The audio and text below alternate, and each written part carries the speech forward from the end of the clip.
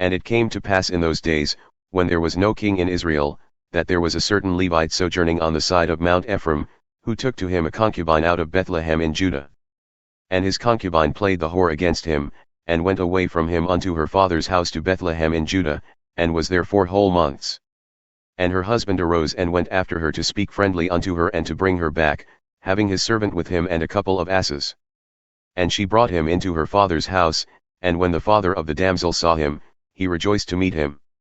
And his father-in-law, the damsel's father, entertained him, and he tarried with him 3 days, so they ate and drank and lodged there. And it came to pass on the 4th day, when they arose early in the morning, that he rose up to depart, and the damsel's father said unto his son-in-law, Comfort thine heart with a morsel of bread, and afterward go your way. And they sat down and ate and drank both of them together, for the damsel's father had said unto the man, Be content, I pray thee, and tarry all night, and let thine heart be merry.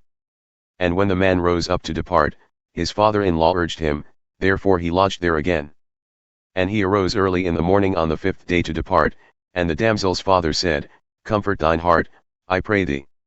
And they tarried until afternoon, and they ate both of them. And when the man rose up to depart, he and his concubine and his servant, his father-in-law, the damsel's father, said unto him, Behold, now the day draweth toward evening. I pray you tarry all night. Behold, the day groweth to an end. Lodge here, that thine heart may be merry, and tomorrow get you early on your way, that thou mayest go home.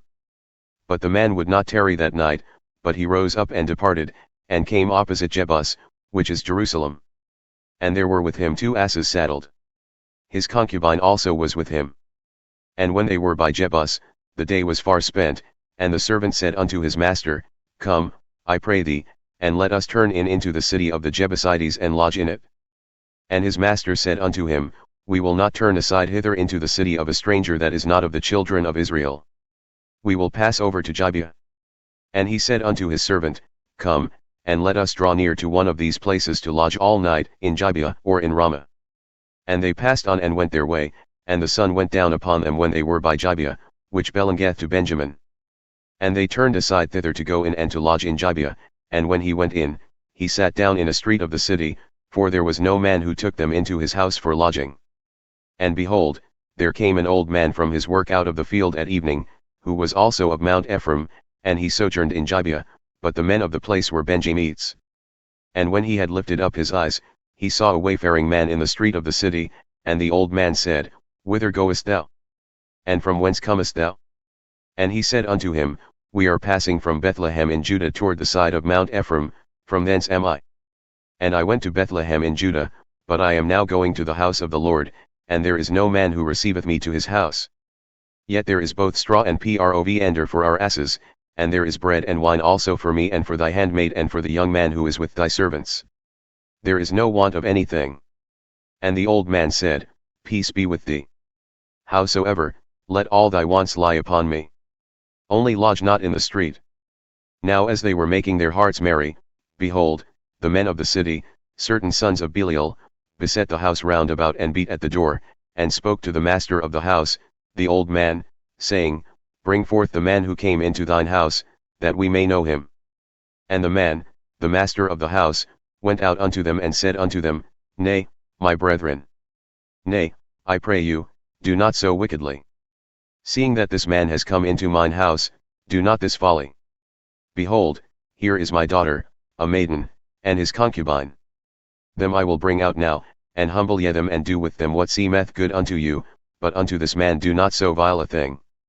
But the men would not hearken to him. So the man took his concubine and brought her forth unto them, and they knew her and abused her all the night until the morning, and when the day began to spring, they let her go. Then came the woman in the dawning of the day, and fell down at the door of the man's house where her lord was, till it was light. And her lord rose up in the morning, and opened the doors of the house, and went out to go his way, and behold, the woman, his concubine, had fallen down at the door of the house, and her hands were upon the threshold. And he said unto her, Up, and let us be going. But none answered. Then the man took her up upon an ass, and the man rose up and went unto his place. And when he had come into his house, he took a knife and laid hold on his concubine and divided her, together with her bones, into 12 pieces, and sent her into all the regions of Israel. And it was so, that all who saw it said, there was no such deed done nor seen from the day that the children of Israel came up out of the land of Egypt until this day. Consider it, take counsel, and speak your minds.